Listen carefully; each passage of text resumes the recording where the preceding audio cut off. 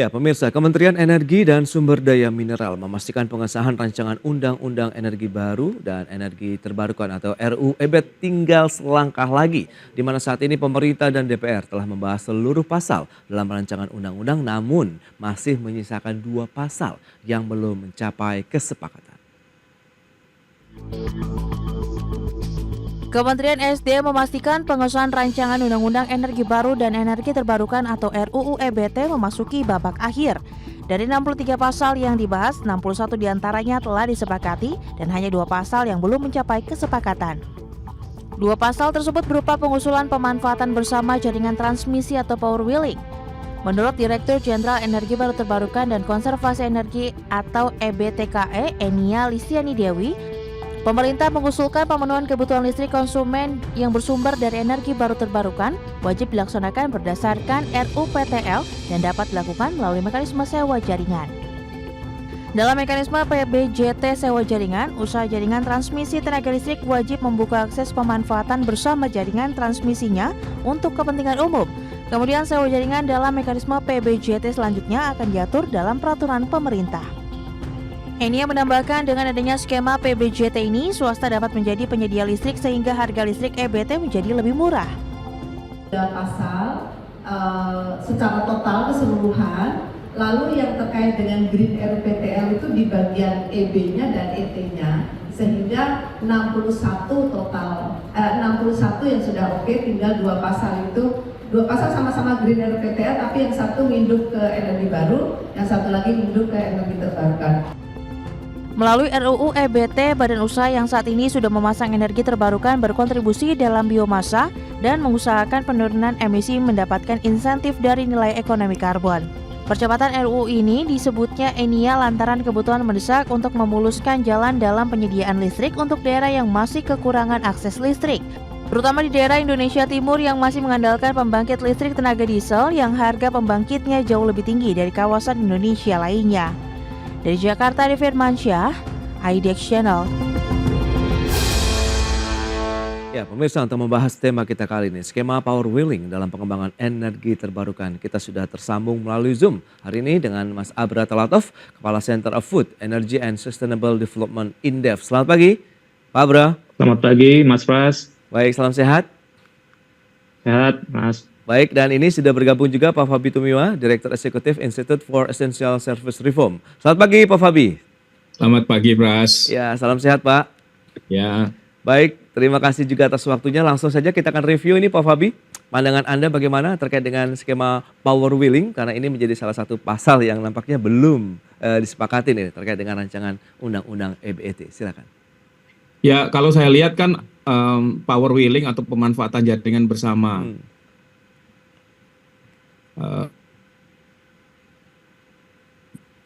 Ya, jauh sebelum ini sebenarnya sudah ada ketentuan mengenai pemanfaatan jaringan bersama tersebut. Misalnya 2015 itu ada Permen SDM nomor 1 2015. Ya, yang mengatur soal judul permennya memang itu. Ya, pemanfaatan bersama jaringan tenaga listrik, dan ini dimungkinkan oleh Undang-Undang Tenaga Listrikan. Nah, kalau kita lihat juga dalam ketentuan yang Undang-Undang Cipta Kerja, lalu yang di mana di situ masuk ya revisi Undang-Undang Tenaga Listrikan yang diturunkan dalam Permen SDM nomor 11 2021. Di sana pemanfaatan jaringan antar pemilik wilayah usaha itu juga dimungkinkan. Bahkan kalau kita lihat ada implikasi-implikasi pasal di ketentuan di pasal-pasal itu yang berimplikasi bahwa pemanfaatan jaringan itu memang salah satu instrumen yang membantu pemilik wilayah usaha untuk kepentingan umum, ya, untuk mengamankan pasokan listriknya atau memenuhi penyediaan listrik untuk wilayah usahanya kepada pelanggan-pelanggannya. Dan hari ini sebenarnya secara tidak langsung itu terjadi. Misalnya apa? Misalnya saya ambil contoh di Jawa Tengah. Ada kawasan industri Kendal. Ya, kawasan industri Kendal itu punya wilayah usaha sendiri sebenarnya. Nah, tapi listriknya itu sebagian diambil dari PLN. Nah, ini sebenarnya dia sudah mereka sudah memanfaatkan. Hanya karena transmisinya itu milik PLN, ya, PLN menggunakan transmisi itu untuk menjual listrik, ya, dari pembangkit PLN ke kawasan industri Kendal. Nah, mereka menjualnya dalam bentuk bulk gitu ya. Nah, ini sesuatu yang wajar. Jadi sebenarnya ini bukan hal yang baru.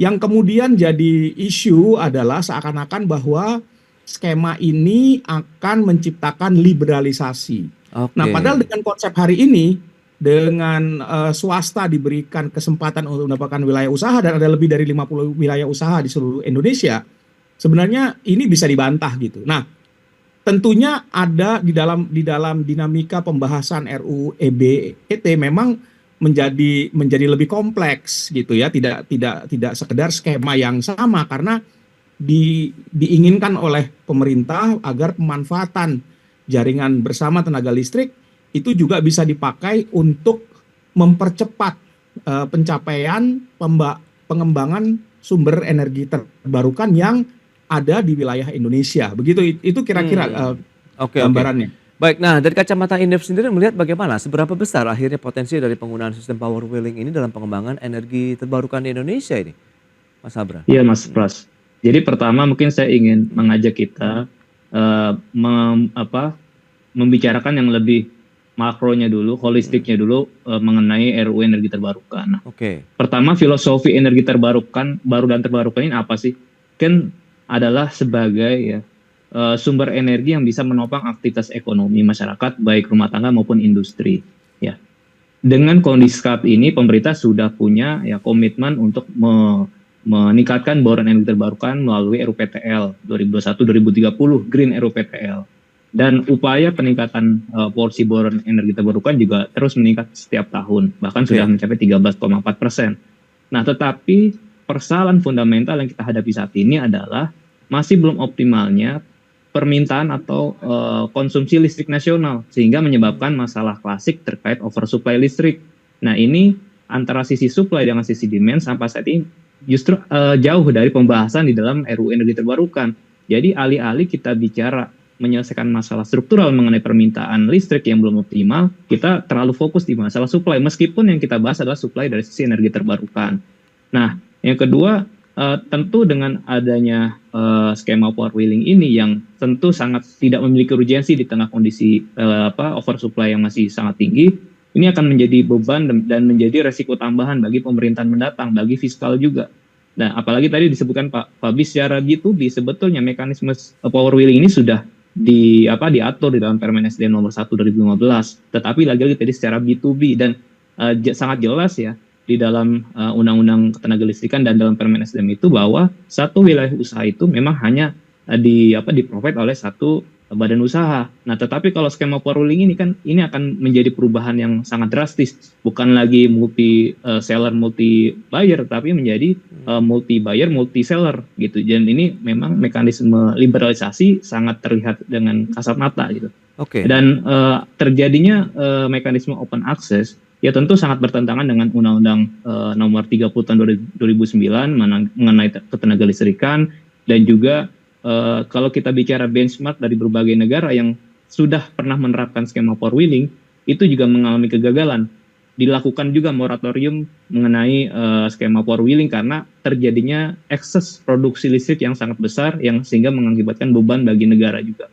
Jadi saya pikir kalau memang pemerintah dan DPR kekeh ingin mengesahkan undang-undang energi terbarukan di akhir periode sekarang, saya bisa melihat bahwa di tengah sekarang kondisi tekanan daya beli masyarakat dan juga resiko ekonomi ke depan, publik pasti akan menolak secara keras ya upaya liberalisasi sektor ketenagalistrikan yang sebetulnya sudah terjadi di sisi hulu, tetapi ini akan dilanjutkan sampai ke sisi hilir gitu Mas. Jadi tentu ini akan menjadi pertimbangan tersendiri bagi Presiden Prabowo untuk menjaga stabilitas sosial dan politik di tahun pertama pemerintahan beliau gitu. Saya pikir ini akan cukup dilematis. Undang-undang ini akan diputuskan oleh pemerintah dan DPR di waktu dekat ini. ISR sendiri melihat bagaimana Pak Fabi? Kalau memang tadi ada kekhawatiran kan ya itu diliberalisasi begitu terkait dengan penggunaan dari jaringan transmisi. Menurut Anda memang ini sudah tepat? Karena kan kemarin SDM juga menjamin bahwa skema power wheeling ini tidak akan diserahkan sepenuhnya kepada mekanisme pasar ini, Pak Fabi. Ya, saya tidak sepakat ya dengan wacana yang disampaikan bahwa dengan membuat open access power wheeling itu adalah skema liberalisasi. Tergantung bagaimana kita melihatnya. Nah, kenapa ini menjadi masalah? Karena pemilik wilayah usaha terbesar di Indonesia dan yang menguasai transmisi listrik itu adalah PLN. PLN ini kan vertical integrated ya, dari pembangkit sampai dengan distribusi sampai dengan retail. Nah, ada di mana ketika sebuah badan usaha seperti PLN yang adalah BUMN itu menguasai jaringan transmisi, maka secara otomatis dia memiliki monopoli power. Ya, dia itu memiliki. Nah, sekarang boleh nggak transmisi listrik itu dimiliki oleh badan usaha BUMN yang non PLN? Boleh sebenarnya, dan itu tidak melanggar undang-undang, gitu loh. Bisa kok gitu. Ya, dan ini yang harusnya juga bisa dilihat sebagai, dan apakah itu melanggar undang-undang dasar? Enggak juga, kan masih dimiliki oleh negara. Masih milik publik, dia tidak. Dan di mana-mana kalau kita bicara industri ketenaga listrikan, transmisi itu memang harusnya itu bisa dibuat, itu bisa diakses. Saya ambil contoh misalnya kasus Jepang. Dulu Jepang ada 7 utility berbeda-beda, vertical integrated semuanya, lalu kemudian terjadi krisis Fukushima ya, yang kemudian menyebabkan pemerintah merestrukturisasi. Jepang ini mirip banget strukturisasinya kayak Indonesia. Tapi itu perusahaan swasta ya, tapi vertical integratednya sama. Kemudian direstrukturisasi. Transmisi listriknya itu diambil oleh pemerintah, dijadikan National Transmission Company. Ya, nah dengan demikian dia bisa lebih efektif untuk membuat transaksi atau transfer daya ketenaga listrikan. Karena kalau dimiliki sendiri-sendiri, nggak terjadi kerja sama itu. Nah, saya membayangkan di Indonesia, konsep yang sama juga bisa dilakukan.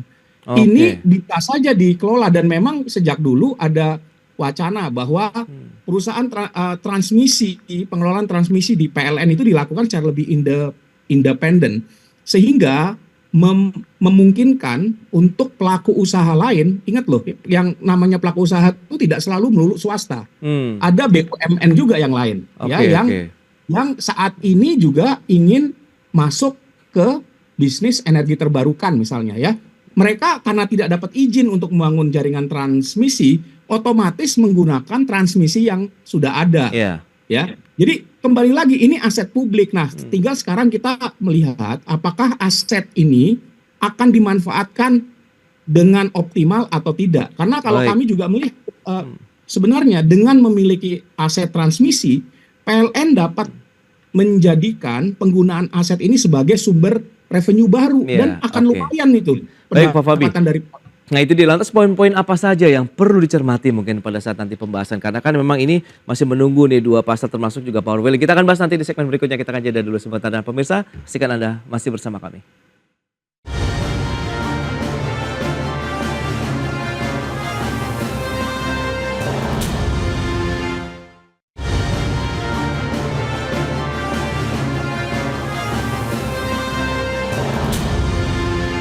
Baik pemirsa, kita akan lanjutkan kembali perbincangan bersama dengan Bapak Fabi Tumoya, Direktur Eksekutif Institute for Essential Service Reform, kemudian juga Mas Abrata Latov, Kepala Center of Food, Energy, and Sustainable Development Indef. Nah, dari kacamata Indef, lantas bagaimana? Poin-poin apa saja sih kalau memang ini menjadi satu hal yang harus segera dituntaskan pembahasannya di DPR terkait dengan power wheeling? Iya, saya pikir pemerintah dan DPR perlu sangat hati-hati ya untuk meluluskan klausul skema power wheeling ini, karena ini bukan hanya berdampak terhadap sektor ketenaga listrikan jangka pendek, tetapi jangka panjang. Ini akan menjadi pintu masuk liberalisasi yang mana persoalan struktural yang tadi saya katakan bahwa masih terjadi mismatch antara supply dan demand listrik. Jadi di awal dulu RUPTL 2019 sampai 2028, dulu kan asumsinya target pertumbuhan penjualan listrik itu 6,5%, tetapi kan realisasinya ya penjualan listrik itu per tahun rata-rata hanya 4,3%. Dan ketika supply listrik terus didorong baik melalui pembangkit fosil maupun non fosil EBT ini, tetapi di sisi demand kecepatan tidak mampu mengimbangi, ini akan menjadi problem gitu. Dan selama ini kan kelebihan pasokan ataupun oversupply ini harus ditanggung oleh negara melalui subsidi dan kompensasi listrik. Setiap tahun terus melonjak angkanya. Tahun lalu saja misalnya kompensasi listrik sudah mencapai 70,9 triliun plus subsidi listrik 64 triliun. Tadi lagi-lagi mana persoalan oversupply listrik. Yang kedua, juga dari sisi ekonomi, pemerintah mestinya juga fokus bagaimana ya sektor industri manufaktur yang menjadi penyerap utama listrik itu bisa tumbuh lebih tinggi lagi, karena industri manufaktur saat ini sedang mengalami deindustrialisasi. Nah, tercermin dari indeks PMI kita yang terkontraksi dalam 2 bulan berturut-turut. Kemudian tahun lalu saja penjualan listrik untuk pelanggan industri itu hanya tumbuh 0,1%. Bayangkan sangat minim sekali pertumbuhan konsumsi listrik industri. Padahal kan tadi energi ini ditingkatkan dari energi terbarukan untuk menopang aktivitas industri. Nah, bagaimana kalau supply-nya terus bertambah tapi demand-nya tidak bisa mampu menyerap, pasti akan menjadi beban keuangan negara. Yang pada ujungnya ketika nanti fiskal kita ya di tengah penerimaan perpajakan yang juga sangat tertekan, tidak mampu lagi menanggung tambahan beban subsidi dan kompensasi, pasti akan ada pilihan, yaitu dua, menambah defisit utang yang lebih besar atau melakukan tarif adjustment, melakukan kenaikan tarif dasar listrik yang pada ujungnya tadi konsumen akan dirugikan. Nah, power wheeling ini justru semakin memperkeruh ya situasi yang saat ini belum bisa kita selesaikan, persoalan oversupply listrik. Jadi saya pikir ini menjadi persoalan yang betul-betul serius jika pemerintah gegabah untuk memasukkan pasal power wheeling di dalam sektor ketenagalistrikan kita. Nah, Pak Fabi, lantas bagaimana ini? Ada kekhawatiran memang tadi oversupply dari listrik begitu, apabila memang skema power wheeling ini diterapkan, butuh kehati-hatian begitu, jangan sampai nanti akhirnya menjadi serangan balik lagi begitu, dalam artian bagaimana pemanfaatnya tidak optimal, kemudian ada over power lagi dari listrik yang akan disalurkan begitu. Ya, saya tidak melihat ada hubungan yang kuat antara dua hal ini, antara power wheeling sama over capacity ya kalau saya bilang. Pertama, over capacity itu adalah hasil dari salah perencanaan. Ya, saya mengikuti persis perencanaan ketenagalistrikan itu dimulai dari proyek 35.000 megawatt dengan pada saat itu ketika direncanakan pertumbuhan listrik di atas 8,7%, pertumbuhan ekonomi 7%. Itu tahun 2015. Nah, sejak tahun 2015 sampai sebelum Covid, kita tidak pernah mencapai pertumbuhan ekonomi 7% kan. Rata-rata pertumbuhan ekonomi itu di bawah 5%. Pertumbuhan listrik tidak pernah mencapai 8,7%. Tapi di RUPTL 2019 dan sebelumnya 35.000 kapasitasnya itu tetap dipertahankan. Oleh karena itu ketika terjadi Covid dan lain-lain, itu menjadi persoalan. Harusnya di 2018 proyek-proyek PLTU yang skala besar, yang sekarang ada take or pay-nya, itu sudah dibatalkan atau ditunda. Tapi tidak, malah kontraknya diteken. Gitu. Kenapa itu? Nah, sehingga ada Covid dan lain-lain itu memperparah. Yang kedua, urusan hari ini adalah kalau terjadi over capacity itu sifatnya temporer. Bahkan kalau kita lihat di beberapa wilayah, itu situasinya sudah kritis loh, ya. Dan diperkirakan di Jawa Bali kondisi over capacity itu nggak akan berlangsung lama, mungkin hanya sampai tahun depan, gitu. Jadi kalau kita bicara undang-undangnya sifatnya jangka panjang untuk mencapai tujuan jangka panjang, mencapai net zero emission di 2060 atau lebih awal. Jadi bukan tahun ini, ya. Yang kedua, undang-undang itu kan tidak membahas hal teknis yang detail. Bagaimana power wheeling ini akan dilaksanakan. Tadi sudah disampaikan bahwa dia akan disusun dalam peraturan pemerintah misalnya, di mana peraturan pemerintah akan diturunkan dalam peraturan teknis, peraturan menteri misalnya. Itu paling tidak makan waktu antara 2 sampai 3 tahun ya untuk melengkapi peraturan pelaksanaan, baru undang-undang itu kalau cepat bisa dilaksanakan. Jadi tidak ada kaitannya, itu yang saya bilang. Nah, yang tadi saya sampaikan bahwa power wheeling ini sebenarnya bisa saja dibuat dengan dibatasi. Dibatasi seperti apa? Satu, misalnya, kalau tujuannya untuk mengembangkan energi terbarukan, maka dia hanya boleh untuk digunakan untuk menyalurkan green electron atau listrik dari energi terbarukan. Di luar itu jangan. Ini supaya untuk dibatasi ya. Yang kedua, di dalam penetapan wheeling charge atau tarifnya, itu jangan sampai merugikan pemilik jaringan. Kan pemilik jaringan kalau kita bilang mungkin tidak hanya PLN, Karena yang tadi ada lebih dari 50 pemilik wilayah usaha yang juga punya wilayah usaha yang terintegrasi. Jadi ini akan berlaku tidak hanya untuk PLN, tapi juga untuk pemilik wilayah usaha lain. Nah ini yang harus diperhatikan ya, undang-undang ini bukan hanya untuk PLN, tapi juga untuk yang lain yang sudah dapat izin gitu. Nah mereka juga punya hak yang sama menurut saya, dan punya kewajiban untuk memenuhi ketentuan-ketentuan yang diatur oleh undang-undang. Nah oleh karena itu prinsip-prinsip ya untuk memastikan agar pasokan tidak terganggu, kehandalan tidak terganggu, wheeling charge itu nanti bisa mengakomodasi biaya untuk mempertahankan kualitas ketenaga listrikan, termasuk pengembangan investasi jaringan ketenaga listrikan, itu harus masuk. Jadi pemanfaatan jaringan itu bukan gratis, ada ongkosnya. Nah, ongkos ini yang tadi diatur sehingga pemilik jaringan tidak dirugikan. Dan yang terakhir, memang perlu ada pengaturan oleh badan regulator independen. Tidak bisa pemilik wilayah usaha atau pemilik infrastruktur yang menentukan wheeling charge-nya sendiri.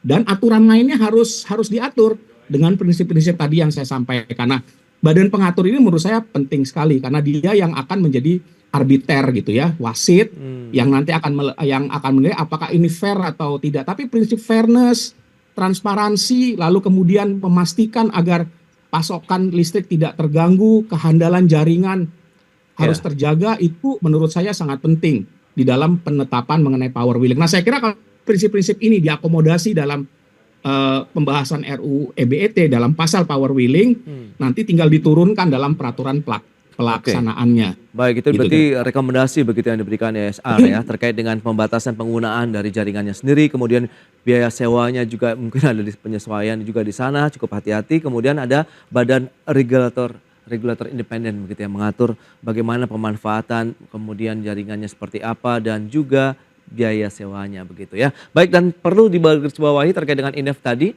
bahwa memang ada kekhawatiran oversupply dari listrik ini juga perlu dicermati bersama, sehingga yang penting bagaimana ketahanan energi kita tercapai secara nasional, kemudian bisa memenuhi kebutuhan energi di satu kawasan-kawasan industri, sehingga tadi roda ekonomi secara keseluruhan yang masih bisa terus menggeliat. Baik, Pak Fabi Tumiwa, terima kasih banyak atas waktu sharing yang sudah Anda sampaikan. Mas Abra Talatov, terima kasih juga atas insight dan analisis yang sudah Anda sampaikan kepada pemirsa pada hari ini. Selamat melanjutkan aktivitas Anda kembali, salam sehat. Pak Fabi, Mas Abra, terima kasih. Terima kasih Mas Pras. Terima kasih Mas Abra. Yuk, sampai ketemu ya. Ya Pak, sampai ketemu Pak. Baik pemirsa, 1 jam sudah saya menemani Anda dalam market review, dan perbaharui terus informasi Anda hanya di IDX Channel, your trustworthy and comprehensive investment reference. Jangan lupa saksikan program First Session Closing yang akan tayang pukul 11.30 waktu Indonesia Barat. Karena urusan masa depan harus terdepan, aku investor saham. Ya saya, Prasetyo Wibowo, beserta seluruh kerabat kerja yang bertugas pamit undur diri. Terima kasih dan sampai jumpa.